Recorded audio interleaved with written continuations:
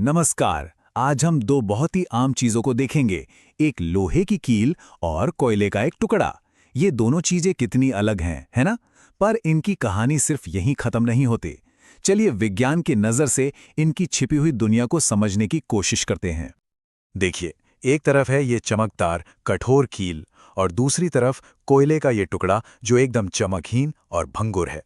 पहली नज़र में तो ये एक दूसरे के बिल्कुल उल्टे लगते हैं, लेकिन इनकी असली कहानी जो हम देख रहे हैं उससे कहीं ज्यादा गहरी है। तो सवाल ये उठता है कि जो हम देख पा रहे हैं उसके परे वो कौन से बुनियादी नियम हैं जो इन दोनों को इतना अलग बनाते हैं।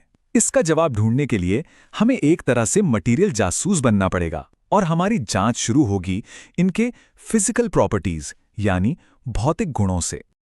तो ठीक है, चलिए सीधे काम पर लगते हैं। हम इन दोनों चीजों को कुछ क्लासिक साइंटिफिक टेस्ट से गुजारेंगे, बिल्कुल एक साइंस लैब की तरह। देखते हैं क्या होता है। हमारा पहला सुराग है आघात वर्धनीयता, मैलिएबिलिटी। ये धातुओं का एक बहुत ही खास गुण है। कभी सोचा है मिठाइयों पर वो चांदी का वर्क कैसे लगता है, या फिर खाने को पैक करने वाली एल्यूमिनियम फॉइल इतनी पतली कैसे बनती है? ये सब मैलिएबिलिटी की वजह से ही मुमकिन है। असल में होता यह है कि धातुओं के परमाणु एक दूसरे पर आसानी से फिसल सकते हैं, इसीलिए वो बिना टूटे फैल जाते हैं। अब सोचिए, हमने दोनों पर हथौड़े से वार किया, नतीजा क्या होगा? बिल्कुल साफ है, लोहे की कील चपटी हो जाएगी, फैल जाएगी। लेकिन कोयला, वो तो चकनाचूर हो जाएगा, टुकड़ों में बिखर जाएगा। इससे यह साफ हो जाता है कि कोयला आघात वर्धनीय यानी मैलेबल नहीं है। चलिए अब अपनी जांच को आगे बढ़ाते हैं और बात करते हैं तन्यता की, जिसे डक्टिलिटी भी कहते हैं। ये एक और बहुत जरूरी गुण है जो इन दोनों के बीच का फर्क समझने में हमारी मदद करेगा। इसका जवाब तो शायद हम सब जानते हैं, है ना? कभी किसी ने कोयले की तार देखी है? नहीं, क्योंकि ये जो पतले तारों में खींचे जाने की काबिलियत है ना, ये सिर्फ और सिर्फ धातुओं का ही एक खास गुण है। अच्छा, अब आते हैं गर्मी और बिजली के बहाव पर, मतलब कंडक्टिविटी पर। धातुएं जो होती हैं वो गर्मी और बिजली की बेहतरीन सुचालक होती हैं। दूसरी तरफ अधातुएं नहीं होती। अरे, ये तो हम रोज देखते हैं। खाना बनाने वाला पैन धातु का होता है, इसलिए गर्म हो जाता है, पर उसका प्लास्टिक का हैंडल गर्म नहीं होता। या फिर एक इलेक्ट्रिशियन का पेचकस, उसका हैंडल भी प्लास्टिक या लकड़ी का होता है। ये सिर्फ सुविधा के लिए नहीं है, ये विज्ञान पर आधारित हमारी सुरक्षा है। और आखिर में एक और गुण है ध्वनिक होना, मतलब सोनोरस। जरा सोचिए, जब मंदिर की घंटी बजती है तो कैसी गूंजती हुई आवाज आती है, टनाना। और वहीं अगर लकड़ी के बक्से पर मारे तो बस एक धम की आवाज। यही फर्क है, धातुएं टकराने पर बजती हैं, गूंजती हैं, जबकि अधातुएं ऐसा नहीं करती। तो अभी तक हमने इन दोनों की बाहरी बनावट और भौतिक गुणों को परखा। अब वक्त है थोड़ा और गहरा गोता लगाने का। चलिए अब देखते हैं कि ये चीजें केमिकल लेवल पर यानी रासायनिक तौर पर कैसा बर्ताव करते हैं। यकीन मानिए, यहां से कहानी और भी दिलचस्प होने वाली है।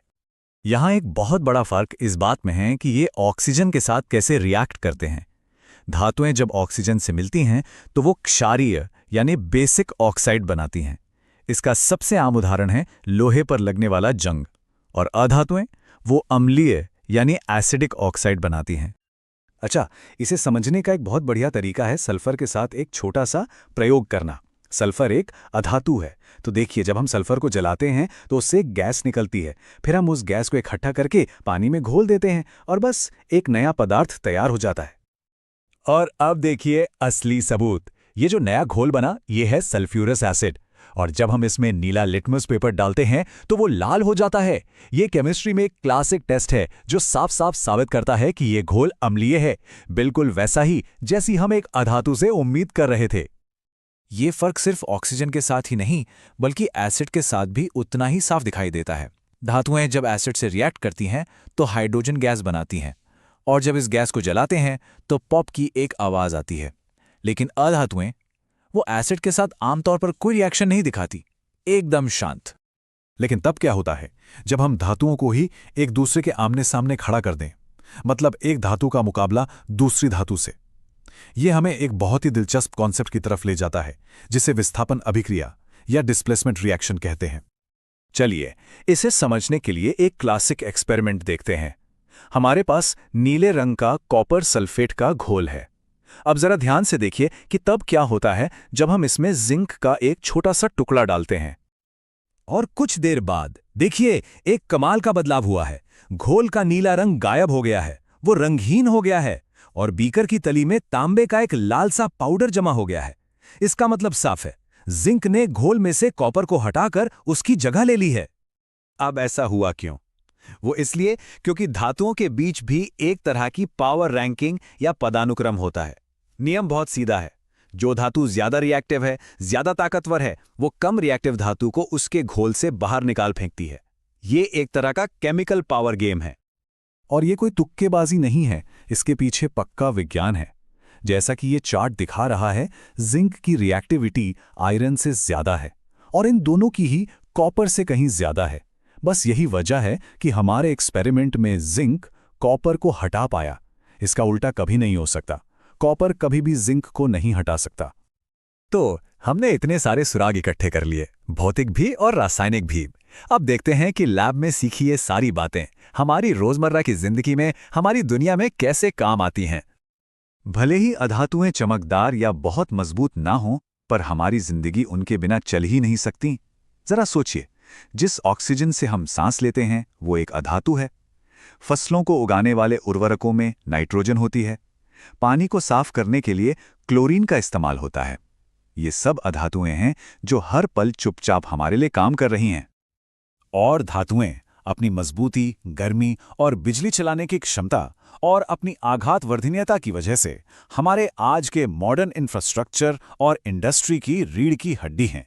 गाड़ियों से लेकर हवाई जहाज तक और हमारे घर के बर्तनों तक हर जगह धातुएं ही तो हैं। इस पूरी जांच पड़ताल के बाद ये सोचना कितना हैरत अंगेज है ना कि हमारे चारों तरफ जो चीजों की इतनी बड़ी अनगिनत दुनिया है, वो सब सिर्फ 94 प्राकृतिक रूप से पाए जाने वाले तत्वों के एक छोटे से सेट से बनी है। और ये हमें एक आखिरी बहुत ही दिलचस्प सवाल पर लाके छोड़ देता है। अगर ज्यादातर तत्व धातु हैं और 20 से भी कम अधातु, तो फिर ये दोनों मिलकर हमारी इस दुनिया की इतनी जटिल, इतनी अंतहीन चीजें कैसे बना लेते हैं?